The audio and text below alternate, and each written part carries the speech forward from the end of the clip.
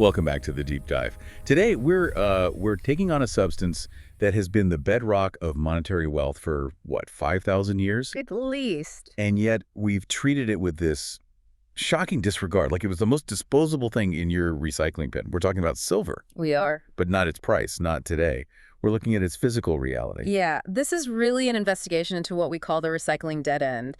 And the mission here is, I think, pretty clear. Okay. We have to confront this terrifying reality that we, as a civilization, have just squandered our critical natural inheritance. Squandered is the word. We've been operating under a huge misconception, just assuming that silver, behaves like gold. It's a famous cousin, yeah.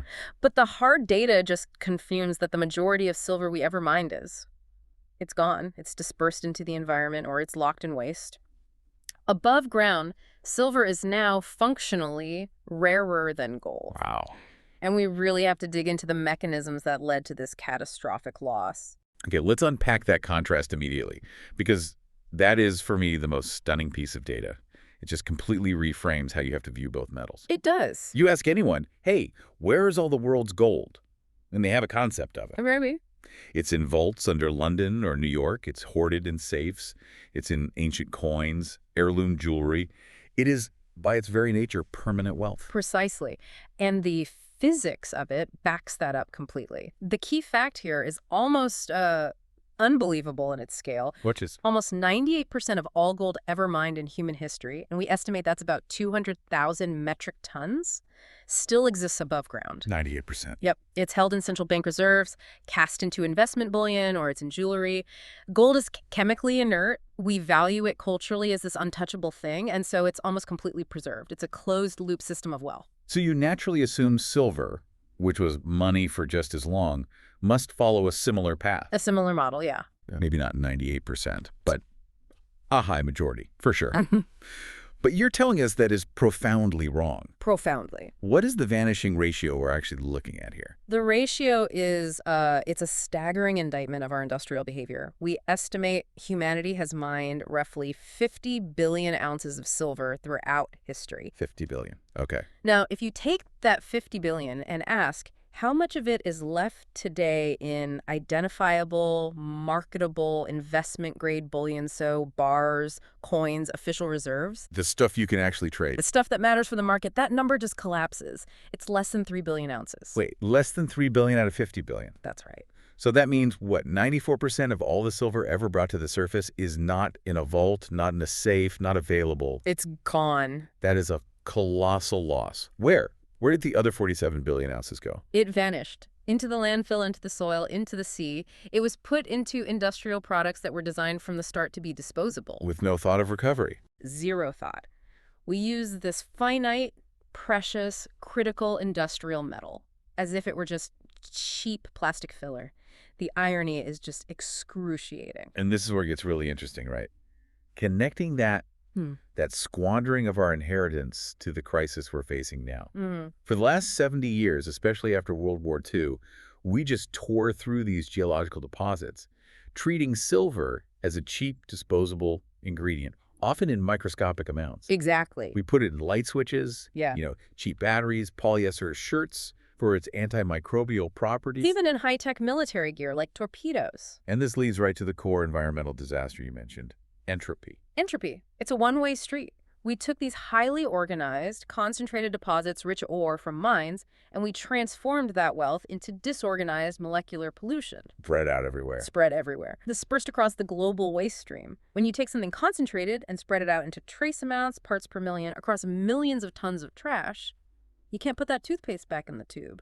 So the silver is physically still here. Oh, it's still on the planet, sure. But it's chemically and economically lost forever, at least under any current market conditions. I think the most spectacular and just devastating historical example of this intentional waste has to be the photography industry. Oh, absolutely. The photography era was the historical black hole for silver. For almost a century. From the late 19th century all the way through the rise of digital in the early 2000s, it was the single largest historical sink. We're talking billions of ounces consumed, mainly as silver nitrate. Because of its light sensitivity. Its unique sensitivity to light, yeah. The foundation of all film. The scale of that consumption is just It's hard to wrap your head around today. Yeah. I mean, I remember reading that Kodak, for a huge chunk of the 20th century, was the single largest silver buyer in the entire world. That's a crucial historical fact. They were literally gobbling up the metal to coat film stock. And while the big labs, I'm sure, recovered some of it. They did, from the developing chemicals, the fixing baths. But that was only a fraction. The vast majority was locked onto the film itself. The negatives, the printed photos. And X-rays. Especially the massive amounts of medical X-ray film used all over the world. So where is all of that silver today? It's not sitting in a vault? It's dispersed. That is the definition of molecular pollution. Just think about it. A huge amount is probably sitting in shoeboxes in attics right now. Family photos, old X-rays. Right. And when those eventually degrade or get thrown out or burned, that silver is just dispersed into the waste stream in microscopic, unrecoverable quantities. It's not a solid chunk you can melt. It's a chemical component spread across the globe. We didn't just use it. We made it deliberately unavailable. We turned this organized, geologically rare wealth into disorganized, widespread trash. And that is the core tragedy of the silver market. Which sets the stage perfectly for the terrifying constraint we face now. The easy-to-get, above-ground stockpile is basically gone. It's gone. And at the same time, demand is just exploding. Solar, EVs, AI infrastructure. It's a perfect storm. Now, when we talk about this deficit, this billions of ounces locked up in waste, the immediate counter-argument you always hear is, well, if the price goes up high enough, the market will just solve it, we'll recycle it. That is the recycling myth. It's so appealing because it sounds like simple economics, right? Supply and demand. Right. But that myth just crashes head-on into two rigid, non-negotiable constraints: basic chemistry and modern economics. And that collision creates what we call the chemistry trap. Okay, let's break down the physical transformation here. Because in the old days, silver recovery was, it's pretty easy. It was straightforward. It was in heavy coins, thick silverware, big electrical contacts. You could just melt it down, skim off the junk, and you had your silver back. Simple smelting, yeah. But modern silver use is the microscopic problem. It requires a completely different and far more costly approach. Exactly. We went from using ounces in solid objects to using milligrams or even less in these incredibly complex electronic devices. That smartphone example is perfect. It only has about 0.3 grams of silver in it. And it's not a wire you can just pull out. No, it's a conductive paste. It's painted onto circuit boards in a layer that's thinner than a human hair. It's woven into these complex polymer matrices. That sounds like a refiner's worst nightmare, especially when you think about the sheer volume of e-waste we're creating every year. So what does the recovery process actually look like? We need the details to see why it's so expensive. It's not just energy intensive, it's resource intensive, and it's environmentally hazardous. That's what drives the cost through the roof. Okay. To get that tiny speck of silver out of a phone or a motherboard, you have to use what's called hydrometallurgy. First, you shred the device. Right. Then, to separate the metal from the plastic, you often have to burn off the plastic components. Which creates toxic fumes. Horrible toxic fumes. So you need massive, expensive environmental mitigation systems just for that first step. And then you get to the actual chemical trap. Yes. The metal dust that's left over, it's this complex mix of copper, lead, gold, platinum, and that tiny bit of silver. You have to dissolve it in harsh, strong oxidizing agents. Like acid. Nitric acid is common. Some high-volume places even use cyanide-based leaching. This corrosive slurry then has to go through more complex processes like solvent extraction and electrorefining to isolate the silver. So it's not just melting something down. Not at all. It's a complicated, multi-step chemical separation that requires huge amounts of energy, water, and specialized labor. So you've got environmental compliance costs, huge energy costs, significant labor costs. What's the bottom line? What's the dollar cost to recover just 1 ounce of silver this way? Based on current industrial models, and this accounts for energy, chemicals, labor, and critically the disposal of the toxic waste you create, the recovery cost to get 1 ounce of silver is somewhere between $50 and $80 an ounce. $50 to $80. And that's under optimal industrial scale conditions. Okay, I have to challenge that a bit. $80 feels like the high end. Yeah. Isn't there constant innovation happening? New solvents, maybe bioleaching, that could slash that cost? That's a fair question, and yes, innovation is always happening, but that $50 to $80 estimate is pretty firm for two big reasons. Okay. First, manufacturers are constantly trying to use less silver to save money. So there's less silver per ton of e-waste every year, which means your processing costs per recovered ounce actually goes up. Right, the concentration's getting worse. Exactly. And second, even the most innovative process still requires a massive capital investment in infrastructure, which is tied to labor and energy prices. So we're talking about a structural cost problem, not just a chemical efficiency problem that's easy to solve. This is where the economic absurdity just hits a brick wall. This confirms the chemistry trap. If the market price of silver is hovering around, say, $30 an ounce, Right. nobody is going to spend $80 to recover $30 worth of metal. They absolutely will not. And that is why the vast majority of industrial silver, the billions of ounces in all our electronics, remains economically unrecoverable today.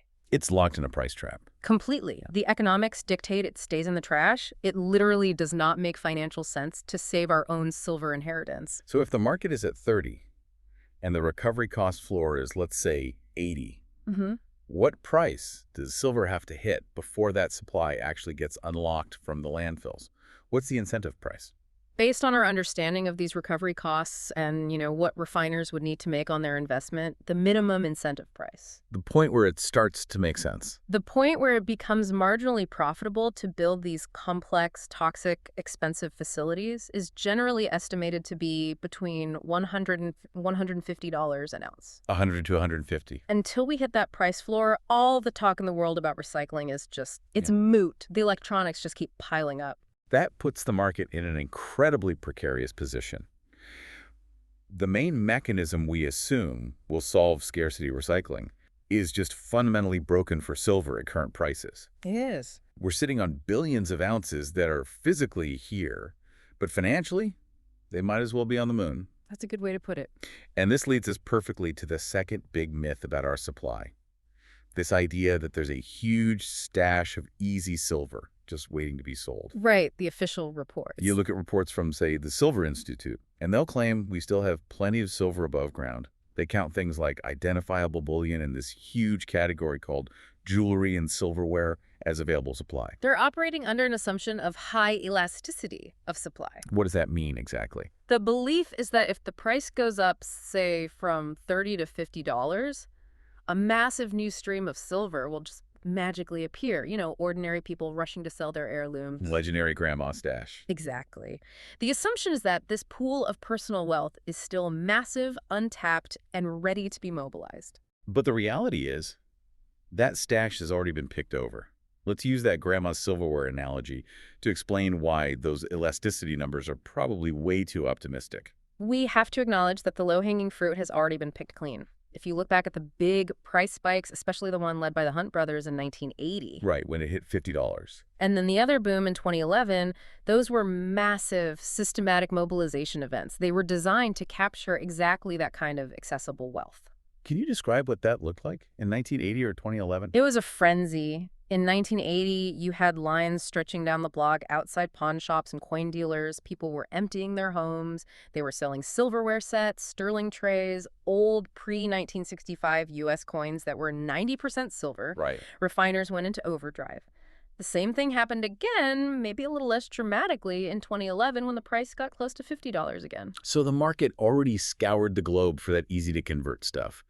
The stuff that only needs simple melting, not complex chemistry. Exactly. That easily accessible above-ground supply that existed in tangible, heavy objects has been, for the most part, exhausted. So what's left in that jewelry silverware category? What's left is either low-purity, difficult-to-refine stuff, or it's genuinely sentimental items that people aren't going to sell unless the price is truly astronomical, far above $50. The elasticity of supply is just much, much lower than the experts assume. That's the bottom line. So when these official reports count jewelry and silverware as available supply, they're counting metal that is financially inert at these prices. They're counting on a liquidity event that, for the most part, already happened. The pools of easy, low-cost wealth are tapped out. They are. The next major source of above-ground supply isn't waiting in Grandma's attic. It's waiting in those toxic mountains of e-waste. And that supply, as we've established, is bound by the chemistry trap. Which means it needs that $100 price incentive to even become accessible. We are running on fumes from the easily refinable physical stock. This is the definition of a structurally depleted stash. It really paints a picture. of a resource that is far more critically constrained than its reputation suggests. We've used up the easy inventory, and now we're staring down the barrel of this massive, modern industrial consumption. Which is only accelerating the deficit. Let's pivot to that modern consumption, Mm-hmm. because this is where the crisis really meets the future. We're trying to build a green economy, right? A massive global project. Mm-hmm. And the solar industry is now, by a long shot, the biggest new consumer of silver, driving huge structural deficits every single year. It's a profound irony, isn't it? The global green energy future, our decarbonization, is fundamentally built on disposable precious metal. And it's indispensable. Completely. Yeah. Silver has the highest electrical and thermal conductivity of any metal. It's the crucial material for the conductive paste on photovoltaic cells, the little fingers that collect the current from the silicon. And the amount being used is staggering. But even if we wanted to recycle those solar panels today to meet demand, there's this huge timing problem built into the system, the 20-year delay. That is a critical constraint that gets overlooked all the time in policy discussions. A typical solar panel has a guaranteed lifespan of 20 to 25 years. Before it starts to degrade. Right. So the massive amount of silver we're putting into new panels today in 2025 won't even be available for recycling until 2045 or later. It's a 20-year lockbox on billions of ounces of critical metal. It does nothing to help the shortages we're facing now. And even when that lockbox finally opens in 2045, we're right back at the chemistry trap. A solar panel is not a simple thing to take apart. No, the silver is applied as a paste and then fired onto the silicon cell. It creates this incredibly aggressive, stable bond. So separation is difficult. It's extremely difficult, energy-intensive, and toxic because of all the other chemicals and heavy metals in the panel. And current global practices show that unless there are powerful government subsidies or strict recycling mandates, Which are expensive to enforce. very expensive, it is currently cheaper by an order of magnitude to just crush the spent solar panel and use it as road fill, or dump it in a hazardous waste landfill. So we've built our green infrastructure on a critical metal, we've baked in a 20-year delay on its recovery, and then we have an economic incentive that makes dumping it the most rational choice. It's unbelievable. The listener has to internalize this.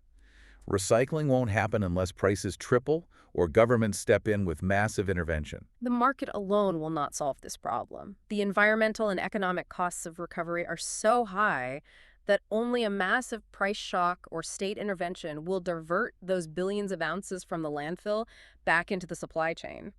We are literally choosing to throw away the foundation of our future energy grid because it's too expensive to save. So if we can't recycle the old stuff and the new stuff is locked away for 2 decades, the only option left is to mine more. The conventional solution, yes. But this brings us face to face with peak silver geology, and the constraints here are just as rigid.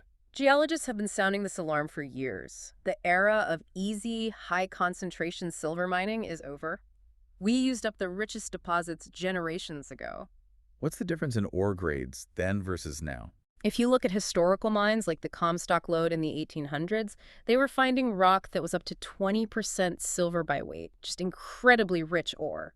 And today, for a primary silver mine, Today, a primary silver mine is doing exceptionally well if it finds rock that yields 500 grams per ton. That translates to a mere 0.05% silver. wow.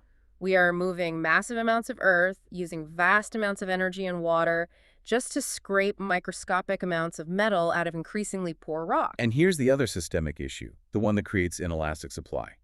Most silver isn't even mined on purpose anymore. That's the critical geological reality. The vast majority of silver produced today, about 70%, is a byproduct of other larger base metal mines. Copper, lead, and zinc. Predominantly. And this fact creates a deeply rigid, inelastic supply. Price alone can't easily fix it. Walk us through that inelasticity. Why can't a mine just decide to produce more silver if the price shoots up? Because the mine's main economic driver is the host metal, copper, or zinc. You can't just decide to mine more silver. You have to have the demand and the geology to mine more copper or zinc first. So if silver triples tomorrow, but the global demand for zinc is flat, The zinc mines won't increase their output, which means the silver byproduct supply stays flat.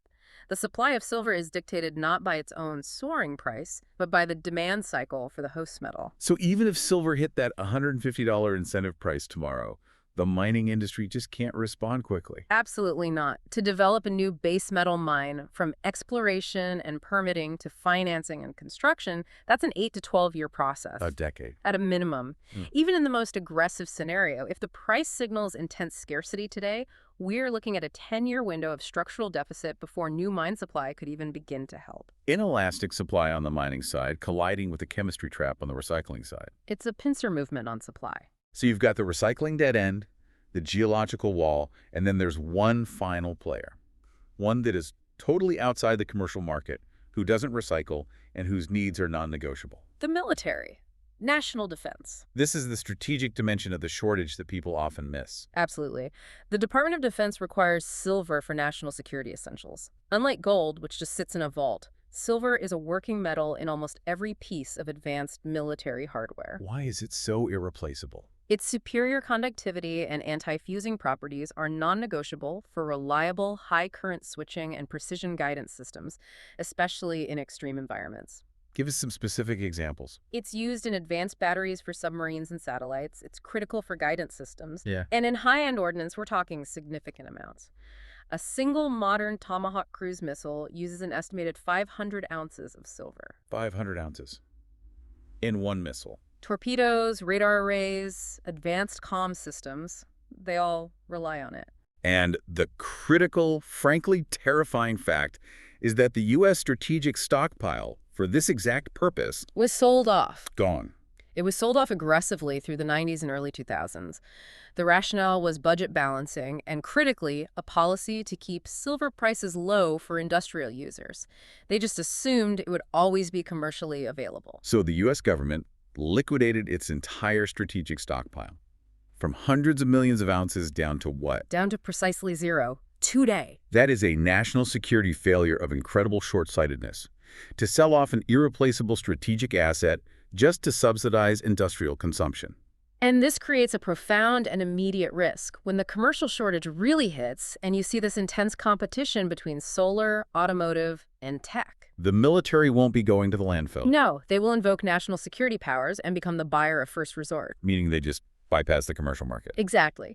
They'll use government mandates or priority contracts to get supply directly from the miners. They become a direct, inelastic competitor for an already severely limited supply. And that just removes even more physical supply from the commercial market. Making the industrial deficit even worse and pushing prices higher, faster. The recycling dead end rapidly becomes a strategic vulnerability that threatens national defense. A systemic failure built on the idea that silver was cheap and infinite. Okay, let's summarize the key findings here. We started with that shocking contrast. 98% of gold is still here, hoarded and preserved. Right. While an estimated 60% of all the silver we've ever mined has been structurally consumed and dispersed, we've essentially thrown our inheritance in the trash. And that means you, the listener, have to adopt a new scarcity playbook for silver.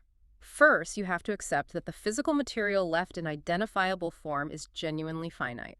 Every ounce of bullion that survived the journey from a mine through industry without getting lost. It's a miracle it's still here. It really is. It is functionally rarer than its price tag suggests. Second, we have to ignore the recycling hype at current prices. The chemistry trap is a structural economic reality.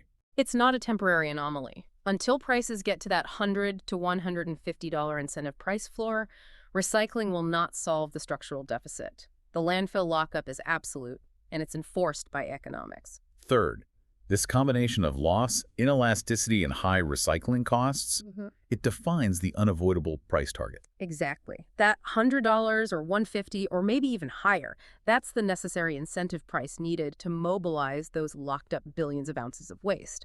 That is where the market is heading, driven by the true, hidden cost of recovery. And this brings us right back to the gold versus silver comparison. Yeah. We always think of gold as the rare one, but functionally, above ground in terms of what's actually accessible.